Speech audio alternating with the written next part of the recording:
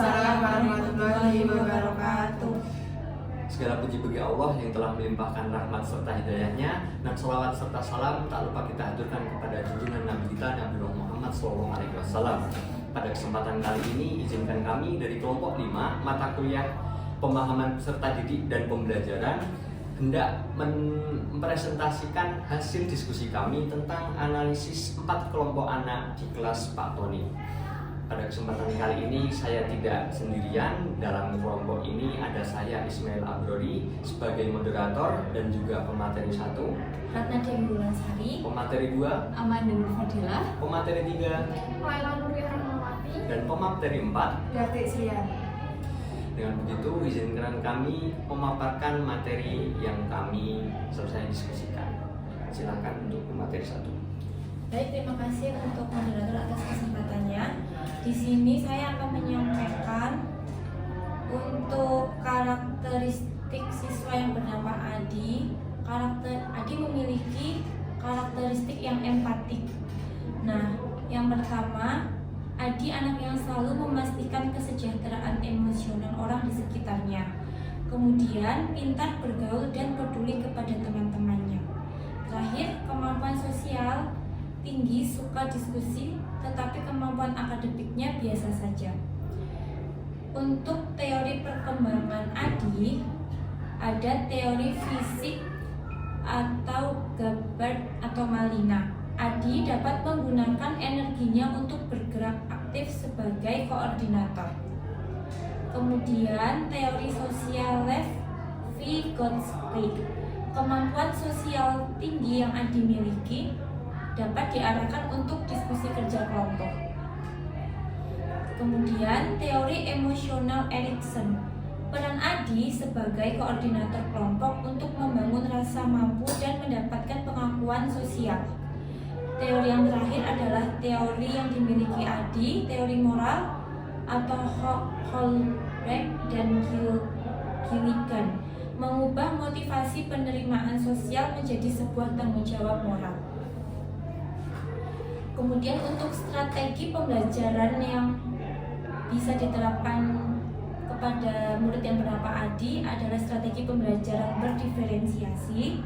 Yang pertama, peran tutor sebaya, misalnya tempatkan Adi dalam kelompok kecil dan berikan tugas yang spesifik, misalnya hanya bagian evaporasi dan transpirasi. Kemudian minta ia untuk memahami lalu mengajarkannya kepada anggota kelompok. Yang kedua, sajikan materi dalam bentuk cerita atau persona seperti menceritakan perjalanan si rintik hujan. Dan terakhir, melakukan kegiatan role play dan berikan Adi peran sebagai narator. Baik, untuk pemateri selanjutnya bisa disampaikan oleh Ibu Amanda. Baik, terima kasih atas waktunya. Di sini saya akan menjelaskan siswa yang bernama Nina. Nah, di sini dia itu memiliki karakteristik yang cerdas, logis, matematis, dan juga mandiri. Nah, Nina ini cenderung mandiri dan suka bekerja sendiri. Kemudian Nina juga kesulitan mengekspresikan perasaan dan menjelaskan pemahaman kepada temannya. Dan yang terakhir yaitu perkembangan bahasa dan komunikasi sosialnya itu belum optimal. Kemudian di sini teori perkembangan anak untuk siswa yang bernama Nina itu ada 5. Yang pertama, kognitif Jean Piaget, di mana Nina itu menunjukkan kemampuan berpikir logis yang kuat. Yang kedua yaitu sosiokultural oleh Lev Vygotsky, di mana fungsi bahasa dan interaksi sosialnya itu belum berkembang secara optimal. Yang ketiga, psikososial Erik Erikson. Nina ini berpotensi mengalami tantangan pada tahap industri versus inferiority. Kemudian yang keempat itu kecerdasan majmuk Howard Gardner, di mana Nina itu menonjol pada kecerdasan logis matematis. Dan yang terakhir yaitu belajar sosial oleh Albert Bandura, di mana Nina mungkin kurang mendapatkan atau meniru model komunikasi sosial yang efektif. Kemudian untuk strategi pembelajaran berdiferensiasinya, yang pertama ada menerapkan pembelajaran kooperatif dengan membimbing Nina agar mengembangkan empati, kesabaran, dan juga komunikasi saat bekerja dengan teman serta memberi penguatan positif atau usahanya dalam kerjasama. Yang kedua, pada tahap diferensiasi proses, Nina diberi tugas untuk menguatkan tahapan siklus air, membuat diagram alur, dan juga menjelaskan melalui tulisan atau penunjukan diagram. Dan yang terakhir, dari proses di atas, produk yang dihasilkan Nina dalam pembelajaran ini berupa diagram siklus air dan juga penjelasan tertulis singkat. Terima kasih. Untuk pemaparan selanjutnya akan disampaikan oleh Bu Ella. Baik, terima kasih. Kemudian saya akan menjelaskan dari siswa Mario. Nah, Mario memiliki karakteristik yang aktif dan terampil. Ia mempunyai fisik aktif, yaitu yang cocok untuk menjadi atlet. Kemudian terampil membuat prakarya, kesulitan fokus dan tenang dalam waktu yang lama jika kerja kelompok. Dia individualis, pekerjaan diambil alih sendiri tanpa memberikan kesempatan kepada temannya.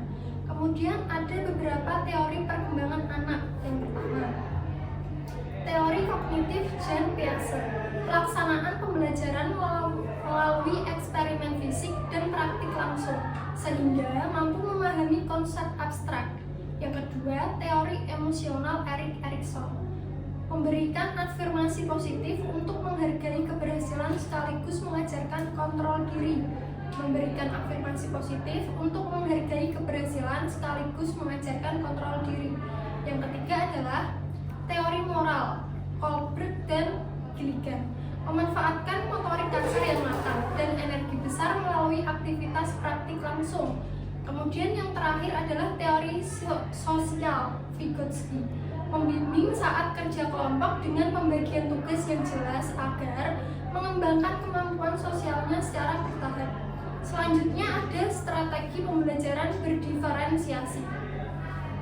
Yang pertama, memberikan pembelajaran berbasis praktik dan eksperimen agar Mario dapat belajar melalui aktivitas langsung sesuai gaya kinestetiknya. Yang kedua, menerapkan project based learning supaya Mario terlibat aktif dalam proyek dan energinya tersalurkan secara positif. Yang ketiga, menyampaikan penjelasan singkat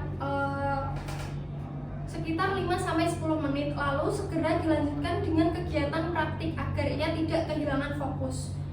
Lalu yang keempat, menggunakan simulasi, bisa role play atau demonstrasi untuk membantu Mario memahami konsep melalui gerak dan peragaan langsung. Kemudian dari strategi pembelajaran berdiferensiasi akan menghasilkan produk berupa demonstrasi. Materi selanjutnya akan dipaparkan oleh rekan saya, Ibu Dartik. Baik, terima kasih atas kesempatannya. Yang keempat, saya akan menjelaskan tentang murid bernama Laksmi. Laksmi ini memiliki karakteristik sebagai pemimpi kreatif. Laksmi sangat imajinatif dan tidak bisa terstruktur dan mudah cemas apabila karyanya dianggap salah. Kemudian, analisis teori perkembangan dari siswa bernama Laksmi ini. Yang pertama, berdasarkan teori Piaget, Laksmi ini membutuhkan alat bantu konkret dan visual untuk membantunya bebas bereksplorasi daripada aturan kaku. Yang kedua, berdasarkan teori moral dari Kohlberg dan Gilligan. Nah, Laksmi ini membutuhkan lingkungan penuh dukungan emosional tanpa penilaian yang menghakimi. Kemudian yang ketiga, berdasarkan teori sosial dari Lev Vygotsky, Laksmi diberikan bantuan scaffolding dengan menggunakan media sosial. Dan yang keempat, berdasarkan teori emosional dari Erik Erikson. Nah, Laksmi ini memberikan penghargaan pada proses belajar untuk menjaga percaya diri dan mengatasi rasa frustasi pada diri Laksmi. Berdasarkan analisis teori perkembangan anak tersebut, strategi pembelajaran yang bisa dilakukan yaitu dengan pendekatan pembelajaran berdiferensiasi. Adapun strategi yang bisa dilakukan yaitu yang pertama, membuat asesmen secara fleksibel. Misalnya daripada menulis laporan atau mengerjakan soal pilihan ganda, akan lebih baik jika Laksmi ini diberikan pilihan untuk membuat komik. Yang kedua, penggunaan alat peraga seperti voice to text untuk membantu mengejar kecepatan berpikir yang tidak terwadai dalam tulisan tangan Laksmi. Kemudian yang ketiga, menciptakan lingkungan belajar secara visual, bukan hanya instruksi panjang. Dan yang keempat, menyampaikan makna gambar secara singkat. Nah, berdasarkan strategi pembelajaran tersebut akan menghasilkan produk seperti gambar atau komik materi siklus air. Nah, itulah pemaparan dari siswa bernama Laksmi. Selanjutnya saya kembalikan ke Pak Akbar selaku moderator. Dari pemaparan materi tersebut ada beberapa hal yang dapat kami simpulkan. Kesimpulannya secara garis besar yakni setiap peserta didik yang ada pada kelas Pak Tony itu memiliki karakteristik perkembangan dan gaya belajarnya masing-masing dan tentunya berbeda. Yang pertama, Mario cenderung aktif, kedua Nina logis namun kurang komunikatif, Laksmi cenderung imajinatif, serta Adi memiliki rasa empatik dan memiliki kemampuan sosial yang tinggi. Perbedaan ini dapat dipahami melalui berbagai teori-teori perkembangan anak sehingga guru perlu menyesuaikan strategi pembelajarannya. Oleh sebab itu, pembelajaran berdiferensiasilah yang jadi solusi tepat dari kelompok kami. Pendekatan tersebut bisa menjadi solusi karena kebutuhan belajar setiap siswa dapat terpenuhi melalui variasi aktivitas, proses, dan produk belajarnya. Dengan cara ini juga potensi setiap peserta didik dapat berkembang secara optimal. Itu saja presentasi dari kelompok kami. Jika ada salahnya, kami mohon maaf yang sebesar-besarnya. Jika ada benarnya, itu datangnya dari Allah semata. Kami cukupkan, saya mewakili kelompok 5. Izin undur diri, kami tutup. Wassalamualaikum warahmatullahi wabarakatuh. Waalaikumsalam warahmatullahi wabarakatuh. Dan juga jangan lupa komentar ya teman-teman. Untuk kita membuka kolom diskusinya, bisa komen di kolom YouTube ya. Jangan lupa like juga, subscribe. Dadah. Terima kasih.